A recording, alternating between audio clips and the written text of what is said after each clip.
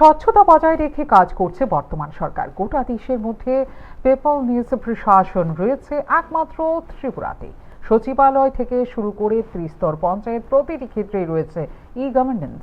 শুক্রবার ধর্মনগরে ভারতীয় জনতা পার্টি আয়োজিত যুব সংঘনাদ কর্মসূচিতে বক্তব্য রাখতে গিয়ে এমনটাই উল্লেখ করলেন মুখ্যমন্ত্রী ডাক্তার মানিক সাহা। বর্তমান সরকারের কার্যকালে প্রশাসনিক স্বচ্ছতা বজায় রেখে গোটা রাজ্যের আর্থসামাজিক উন্নয়নের প্রেক্ষিতে প্রধানমন্ত্রী উৎকর্ষতা পুরস্কারে সময়ে সময়ে সম্মানিত হয়ে আসছে ত্রিপুরা বলেও এদিন জানিয়েছেন মুখ্যমন্ত্রী ডাক্তার মানিক সাহা। অ্যাডমিনিস্ট্রেশন 2025-এ আমরা ত্রিপুরা প্রথম স্থান আমরা অধিকার করেছি বন্ধুগণ। ধলাই জেলার গঙ্গানগর ব্লক সেরা পারফর্মিং অ্যাসপিরেশনাল ব্লক হিসাবে ডিক্লেয়ার করেছে। গোমতী জেলা সার্বিক উন্নয়নের জন্য পুরস্কার পেয়েছে।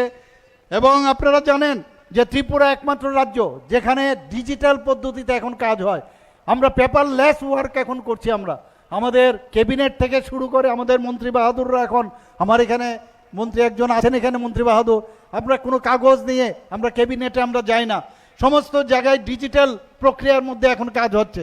সেখান থেকে আজকে স্টেট, ডিস্ট্রিক্ট, সাব ডিভিশন এবং ত্রিস্তরীয় পঞ্চায়েত পর্যন্ত ডিজিটাল এই যে ই অফিস তৈরি হয়েছে, এতে করে কাজের যে গতি অনেক ত্বরান্বিত হয়েছে এবং ট্রান্সপারেন্সিও সেখানে রয়েছে। এবং ত্রিপুরাই একমাত্র রাজ্য যেখানে এটা সম্ভব হয়েছে বন্ধুগণ। অন্য জায়গায় শুধু সাব ডিভিশন লেভেলে হয়েছে, কিন্তু ত্রিস্তরীয় পঞ্চায়েতে কোথাও সেটা সম্ভব হয়নি, আপনারা সবাই জানেন।